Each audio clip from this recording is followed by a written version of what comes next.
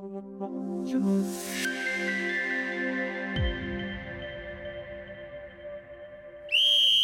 right, today we're going to talk about putting together your financial game plan in retirement. You'll notice I'm wearing a Detroit Lions jersey.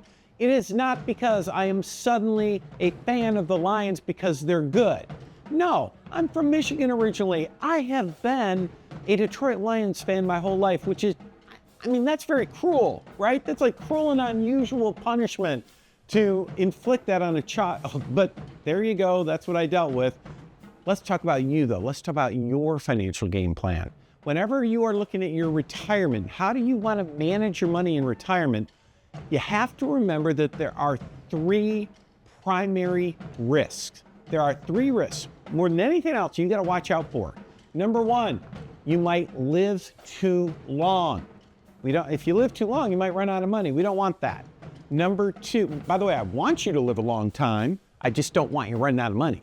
So living too long. What's the second one? You could die too soon, right? And if one spouse dies early, that could leave a surviving spouse in a tough place. Or we could get sick along the way, right? Nobody wants to talk about it, but the reality is we get sick along the way. Long-term care can take a big chunk out of our savings. So we need to have a game plan that addresses those risks so that what's your goal? We want you to live your best life in retirement. We want you to enjoy the fruits of your labor, to live like your best is yet to come. Retirement should be the best time of your life. Let's make a game plan so you can truly enjoy it and not have to worry about money. So you need three different things going on here, three buckets. Number one is the big L for Lions, right? No, not for Lions. The L stands for lifestyle. You want to put enough money, right? Enough money into this first part of your plan so that it generates income for your lifetime that lasts as long as you do, that grows with inflation, and it's enough income that it covers all of your base lifestyle needs along with some of the extras, right? You want to have fun. You don't want to just, sit at home and watch The Price is Right or something. You want to go out and enjoy your life. So let's put enough money there so that we can protect your lifestyle. And that covers risk number one, which is what did I say? It was living too long. Put enough money here, you never have to worry about that. All right, cool. What's number two? It's the big P. What does P stand for? It stands for protection, right? And there are really, if you think about it, three different places you put money for protection. Number one is, of course, emergency funds. You need to have some money at the bank. Where if an emergency comes up, you're in good shape. When you're in retirement, I like to see 6 months to a year's worth of income sitting in the bank just in case, all right? Number two, hey, we need to do something about long-term care. We need to do something about life insurance, simply meaning, what if you get sick along the way? What if you die too soon?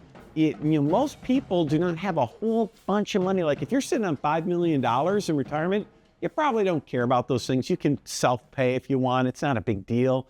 But most people aren't in that position. So you at least have to ask the question, what is your plan if you get sick along the way or die too soon?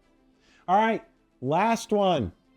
This is the N money or another L. The N, what are with all these initials? Well, N means this is, for some of you, never money or legacy money. So this is a kind of money that you're like, okay, I've put enough money over here in my lifestyle funds, so you're all good here.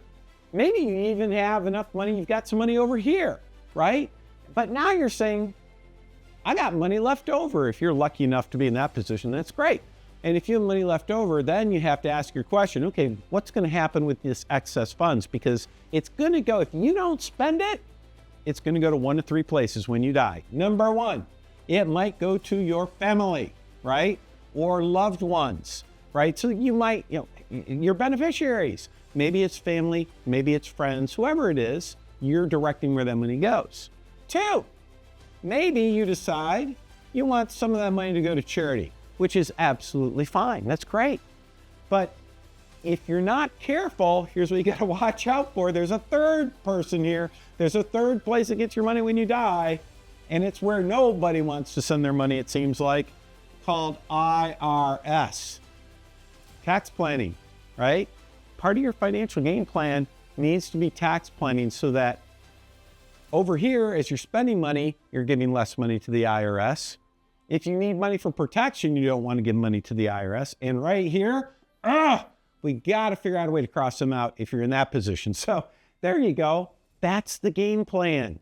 You just need to figure out for you, and it's different for everyone, how much do you need for lifestyle? How are you going to protect yourself? And if there's any money left over, what are you going to do with your never money or legacy money? So there you go. Hope you enjoyed it. If you want help with this stuff, just give us a call. We're happy to be there for you.